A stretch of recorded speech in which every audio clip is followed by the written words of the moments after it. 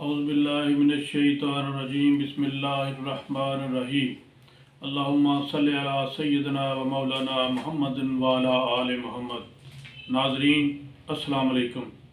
आज तारीख़ है 21 नवंबर 2023।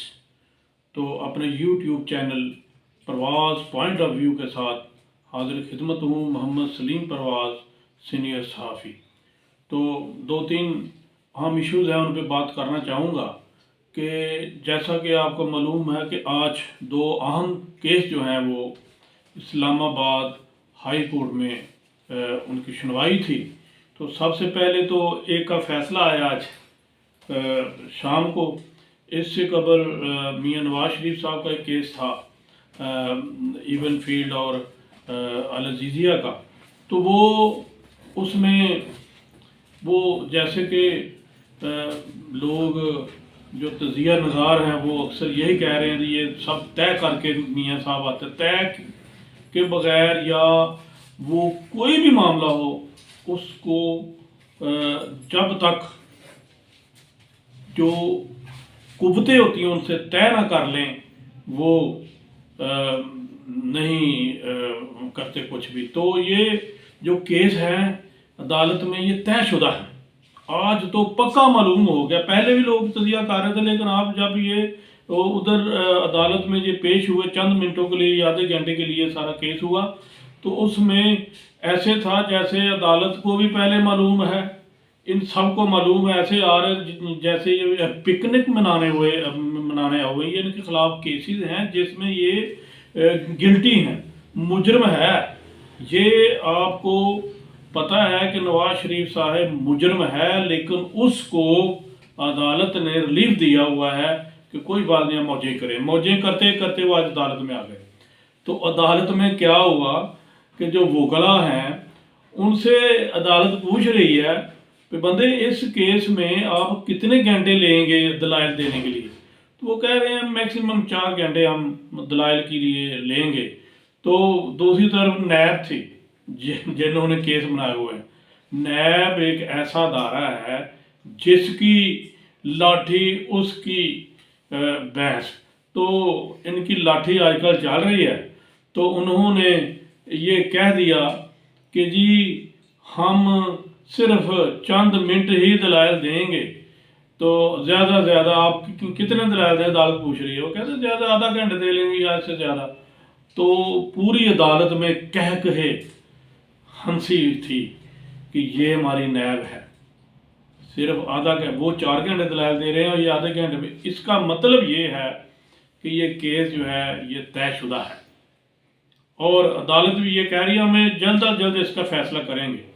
अगर रोज़ाना की बुनियाद पर हमें करना पड़ा तो वो भी करेंगे। ये है इनका हमारे अदलिया के सिस्टम का, और ये जो मुख्तदर कुव्वतें हैं वो क्या क्या करती हैं इस मुल्क के साथ, तो ये आप खुद ही सोच सकते हैं। दूसरा केस इमरान खान साहब का था, जो साइफर जो जेल के अंदर ट्रायल हो रहा उसका फैसला था।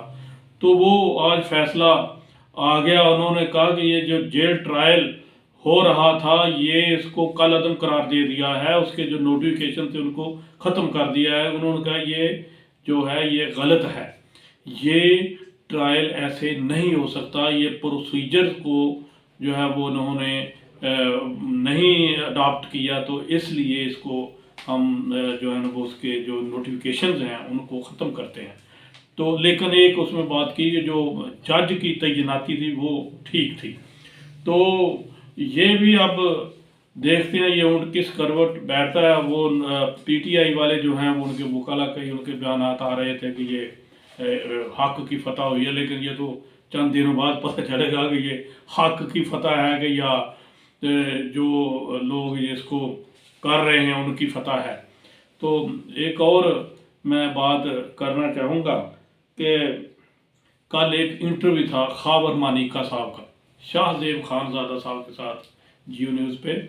तो वो खावर मानिका साहब से वो कह रहे थे, बड़े बड़े इल्ज़ाम लगा रहे थे अपनी साबका बीवी जो पिंकी का नाम उसको दे रहे थे, वो उसका नाम हालांकि बुशरा बीबी है। तो उसको इल्ज़ाम दे रहे थे, उसके साथ साथ चेयरमैन तहरीक इंसाफ जो हैं उनको भी बड़े बड़े इल्ज़ाम दे रहे थे। तो लेकिन शाहज़ेब खानज़ादा साहब ने, हालांकि वो जियो पे बैठे हुए थे, ये आप सोचें कि वो जियो पे बैठे थे, जियो का जो मामला वो क्या है, लेकिन शाहज़ेब खानज़ादा साहब ने अपना सहाफ़ी होने का असल सबूत दिया। उन्होंने पहले तो उनसे जो सवालात किए और उनके बाद ताबड़तोड़ हमले भी किए कि आपने ये किया था। ये मैंने खुद सुना हुआ है खबर मलिका साहब से, जब उनकी तलाक हो गई ना, जब उसका खान साहब से शादी हो गई, उसके बाद के बयानात खबर मलिका साहब के वो ये थे कि जो बुशरा बीबी है वो दुनिया की नेक तरीन औरत है, तो इमरान खान भी बहुत अच्छा आदमी है, फलां ये वो। तो अब उसको उस वक्त नेकी के सर्टिफिकेट दे रहे थे, लेकिन कल इंटरव्यू में वो पता नहीं कौन कौन सी बातें कर रहे थे, और इंटरव्यू में ऐसा लग रहा था जैसे उनको किसी ने ये कहा कि ये कह दें तो आप कैसे, क्योंकि उनके खिलाफ केसेस भी तो बड़े बने हुए हैं ना, उनके करप्शन के भी चर्चे हैं। तो खानज़ादा साहब ने इस मतलब एक बात पूछी कि यार आप खबर साहब आपके खिलाफ केसेस हैं, क्या उनको ख़त्म करने के लिए आपसे किसी को डील तो नहीं हुई? तो वो जवाब तो वो क्या देना था उसने, मैं तू दूँ। बहरहाल वो किसी भी ऐसे सवालों के जवाब सही तरीके से वो नहीं दे सके। तो अब ये देखते हैं, अब ये खबर मलिका साहब किस तरफ चल पड़े अपने केसेस ख़त्म करने के लिए या पता नहीं। तो एक और बात ये करना चाहूँगा कि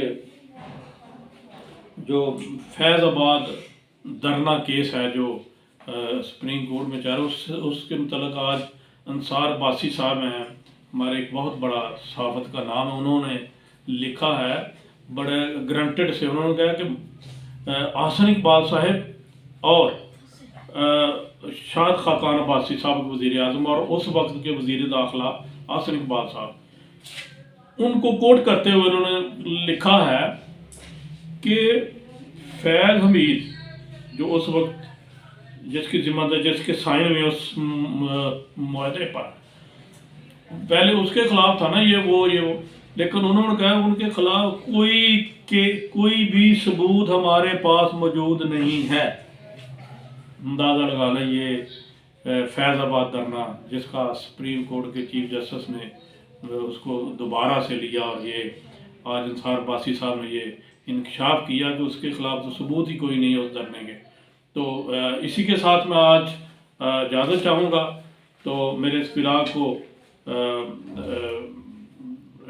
प्लीज़ सब्सक्राइब कीजिएगा। बहुत शुक्रिया। अस्सलाम वालेकुम।